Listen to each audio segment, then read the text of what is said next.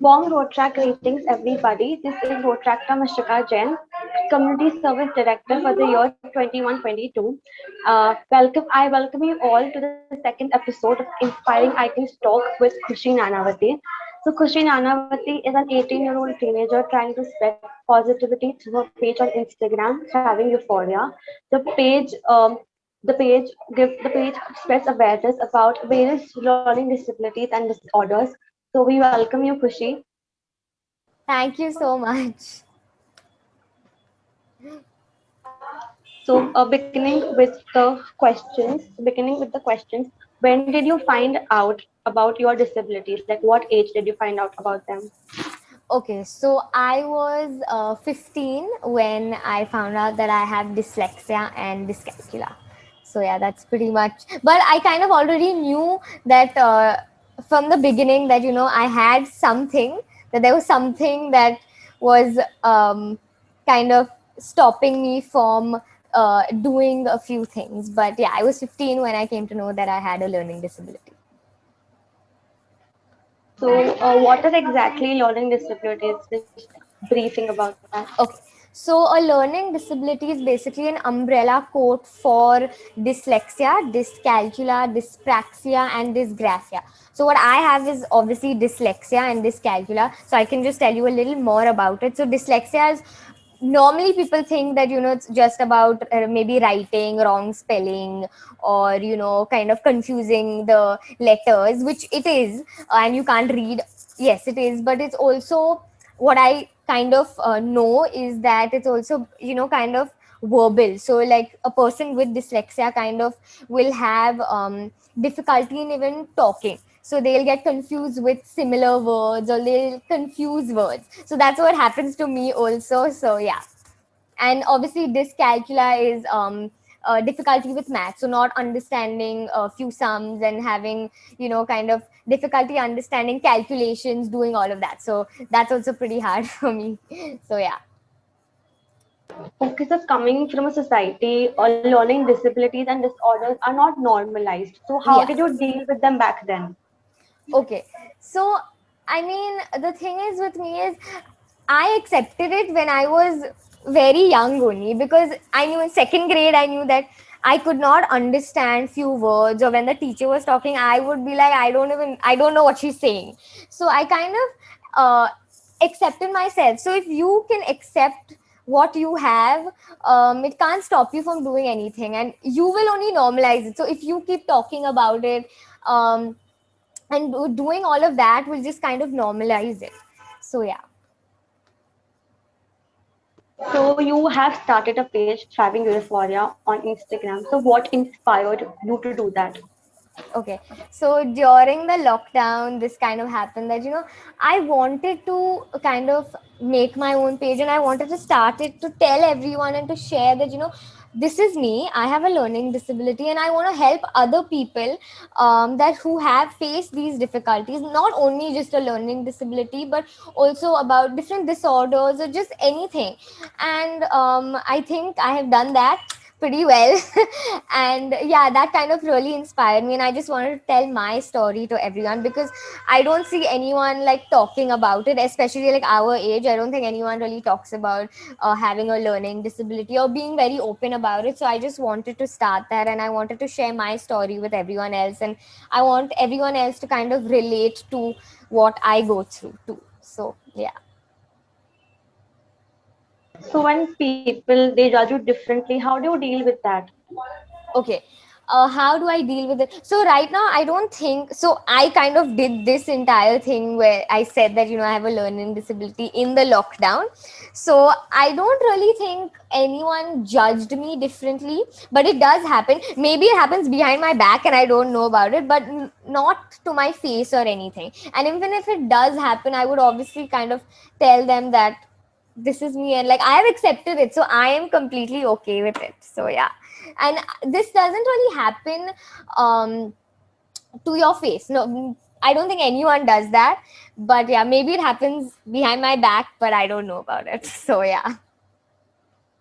Okay, so what difficulties did you face in school? Because we don't have any specialized teaching for that. Right. Right. Okay. So yes, I did face a lot in my school.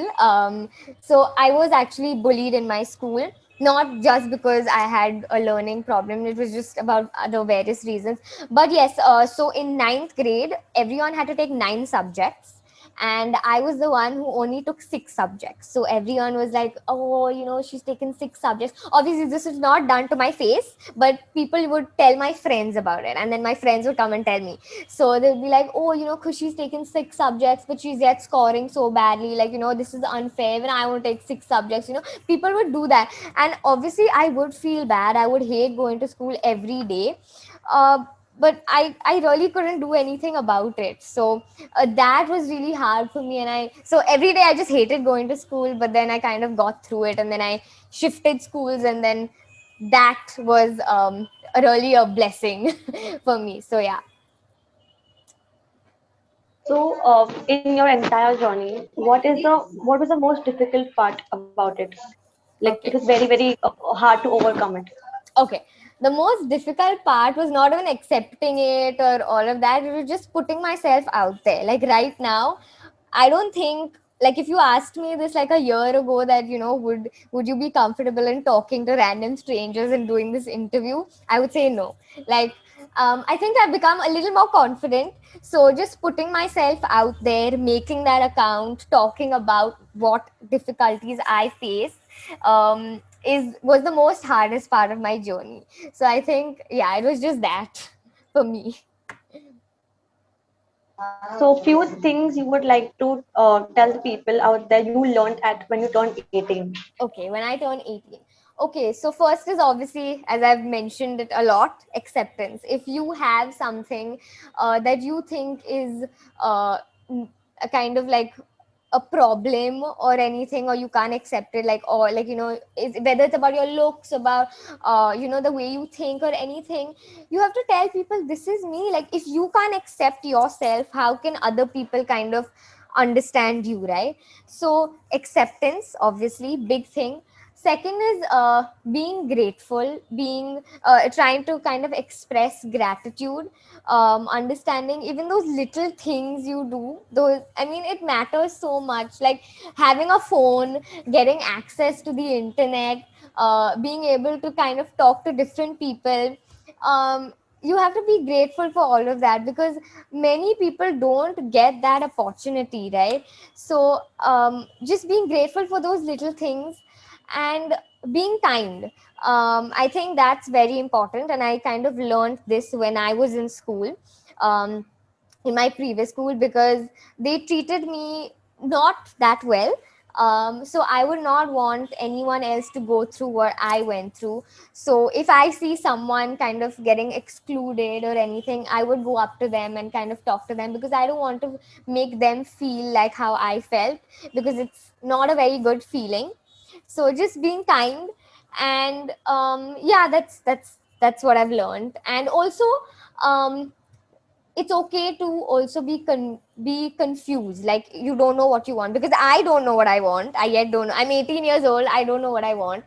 I mean, I have made a few decisions and I know what I want, but not exactly. It's okay if you don't know yourself. We're all growing, we're all learning every day, and every day is a new experience. You learn different things every day, and you can just live. That's all. That's all I have to say. So now that you've come so far, you've accepted yourself, you've become more confident. What would be your message to your younger self?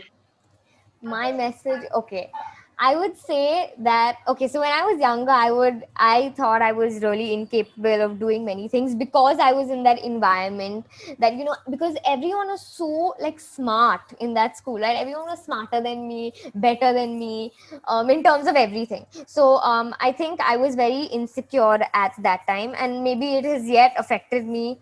And I mean, I am yet overcoming different things, but I would tell myself that you have made it.